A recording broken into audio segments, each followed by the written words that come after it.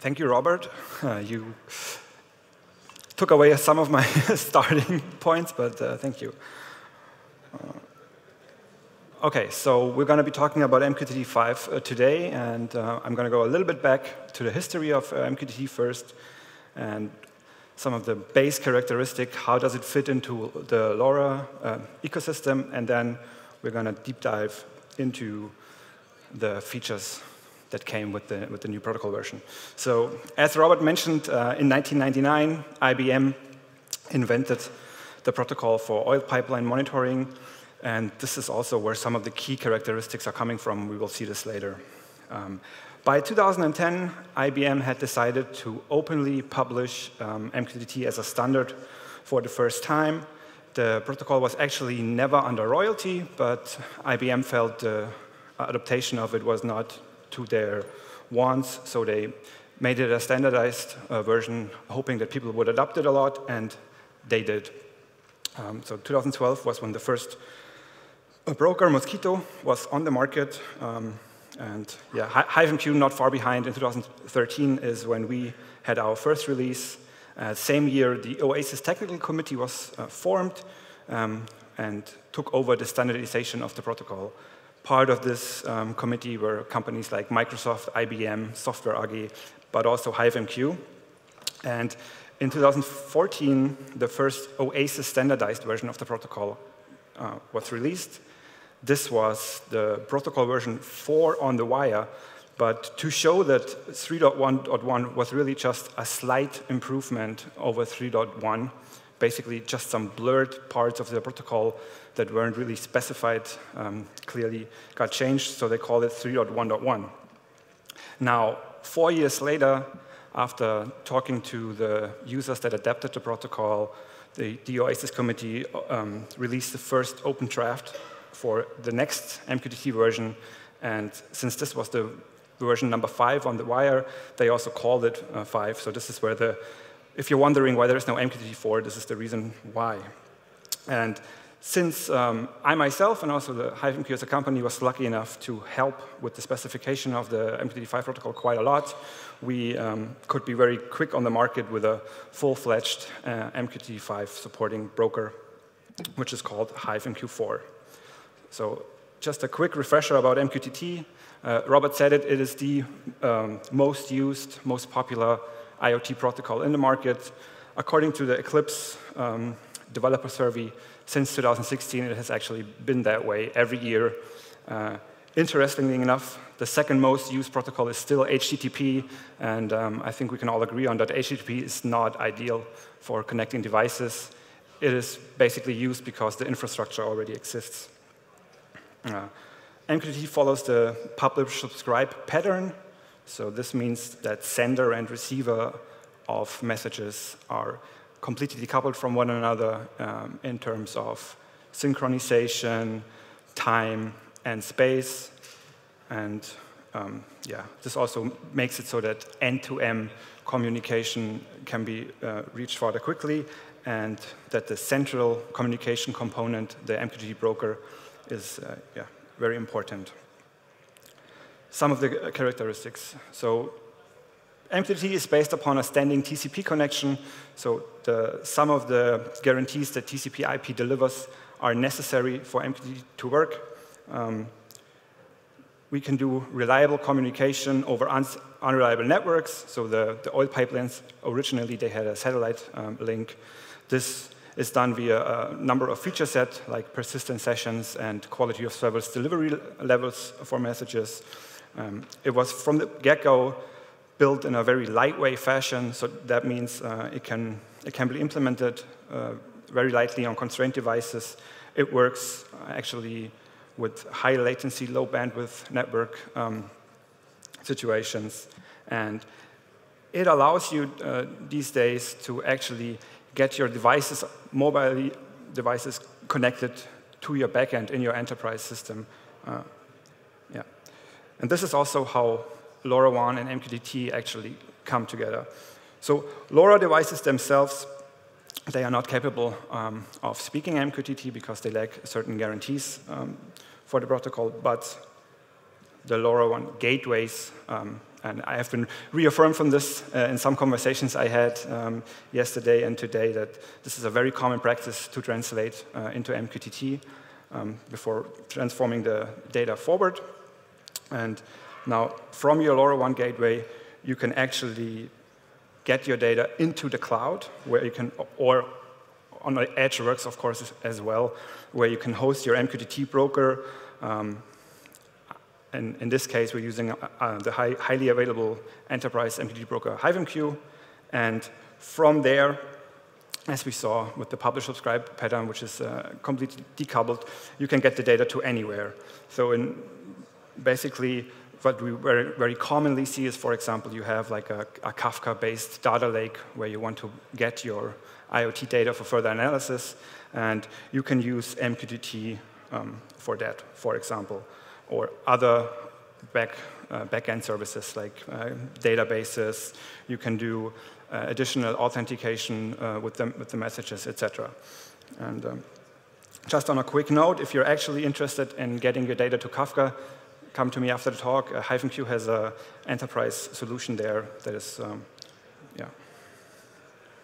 All right, so MQTT5. I said at the beginning it was invented or created together with feedback from the users that used the MQTT3 version, and the following goals were specified. So there was a number of patterns that many MQTT users used that gave some additional functionality that the protocol specification before hadn't captured yet, like the request-response pattern. We will get to that in detail in a little bit. One of the general concerns and disadvantages that people talked about was that it's hard to observe what happens in an MQTT environment. It's hard to get information. It's a lot of like a black box. So this has been addressed.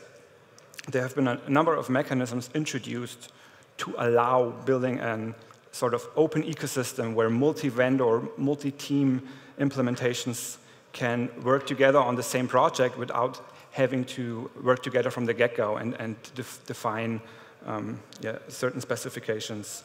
And there has been some optimization put into the protocol which optimizes it for using in the cloud and for very large-scale deployments. So large-scale really means like millions of concurrently connected devices in single MQTT broker deployments. So let's talk real quickly about the top features of the new protocol version that weren't there in MQTT3. So we have session and message expiry. This is very crucial. So both the session, which is associated with a client and can stay on the broker even after the client is offline, as well as a publish that will be queued for, let's say, an offline client, you can now give them expiry intervals. You can set them in the connect or publish packet accordingly in seconds, and the broker will make sure that if the publish isn't delivered within that expiry interval, or if the client does not reconnect within the defined interval, the data will be purged from the persistence of the broker. This can be very useful. Specifically, you can have use cases where you have some kinds of messages that have very immediate importance, let's say a weather alert, but after maybe 20 minutes, you don't want to deliver this message anymore because it has no relevance anymore. Something like maybe a firmware update or a security patch, you want to always deliver that. So you let the security patch message never expire, whereas others expire when they use their relevance.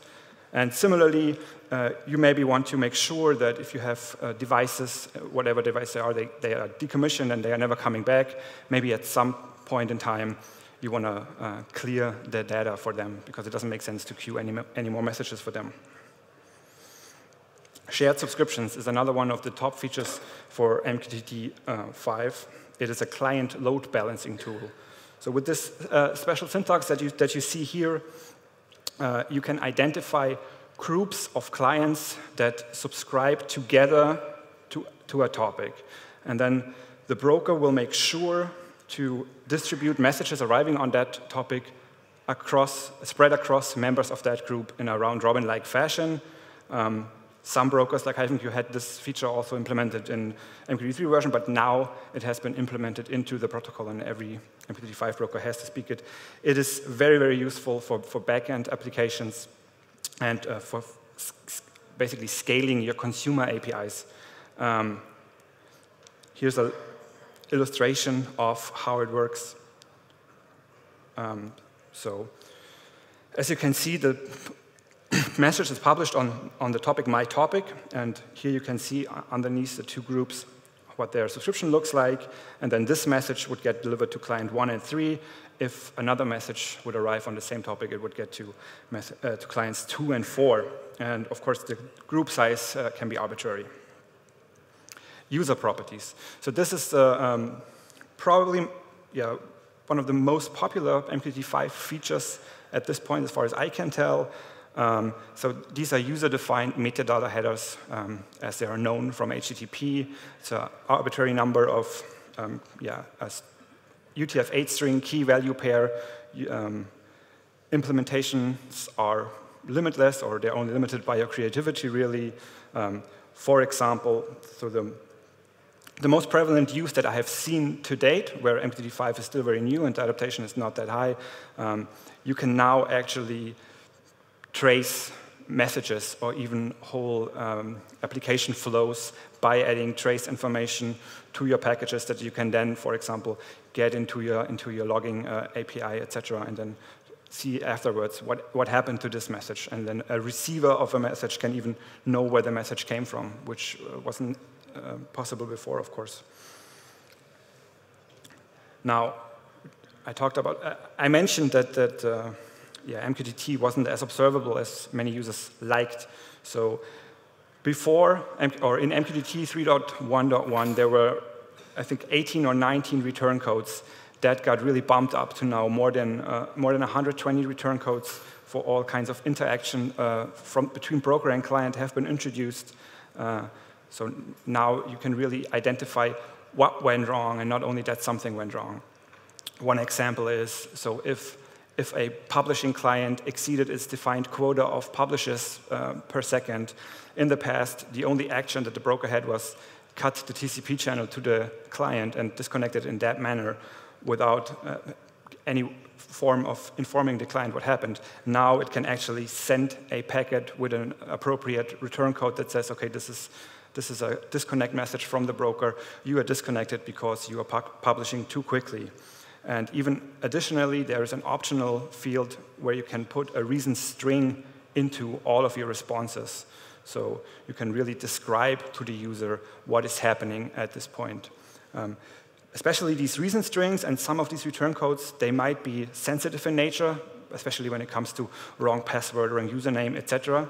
So you can use those in development stages really well to find what's happening, but you also have the option on the broker to make this information less verbose again. So if you want to not give out a lot of information, you can also do so for security concerns. And then there's one more thing, it's negative acknowledgements. That's also been introduced newly to the protocol. So both client and broker, during connection and establishment, they can actually negotiate which of the features they support and to what means. So I'll get to that a little more in a bit. And then the aforementioned request-response pattern.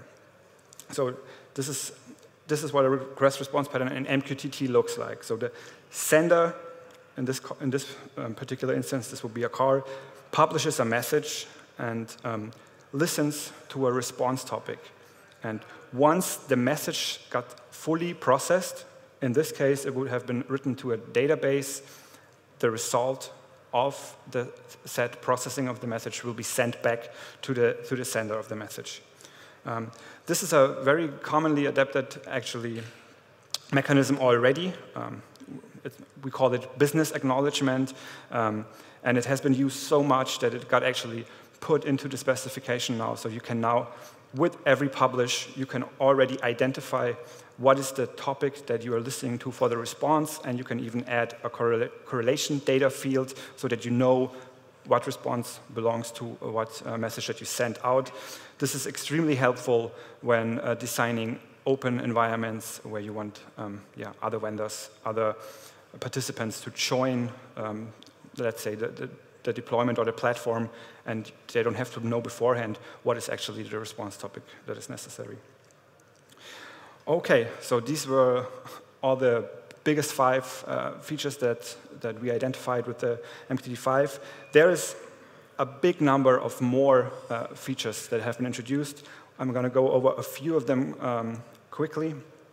There's really no time to get over all of them. So there is an enhanced authentication method now. So before, the only means of authentication was actually plain authentication via username and password, and now you can identify the method in a specific new packet that got introduced. We have payload format indicators, so you can now indicate to the receiver of a publish without them having to look into the payload whether or not it is a UTF-8 string or binary, and then also, in addition, you have content types that you can define, so similar to MIME types that are known from HTTP. So actually the receiver of the message can already know, okay, this is an image, this is a protobuf message, whatever have you, and of course parse the message accordingly, or even maybe as a security measure only accept certain types of payload formats and disregard others. Flow control has been introduced, so this is a cool feature that lets client and broker negotiate between one another how many in-flight messages they are willing to handle. So you can really use this for back pressure handling and increase reliability and resiliency in your deployments. It's one of those features for the large-scale deployments that is quite important. Then will delay has been introduced. This is a very small but impactful feature. So when MQTT, a connecting client, can basically give its testament to the broker, the last will and testament, and the broker will publish this message when this client gets ungracefully disconnected. And so this is very useful to track online-offline status of clients. So, but what happens if the client reconnects 2 seconds after? Well, in the past, it still got published. So here you can actually identify, okay, give it 10 seconds. If it comes back within 10 seconds, disregard the message, and only if it's been gone for the specified delay amount, we will send out the message. And then topic aliases is also, so this is for large-scale deployments. Basically, you can negotiate as a client with the broker to subsidize certain topic names for integer numbers.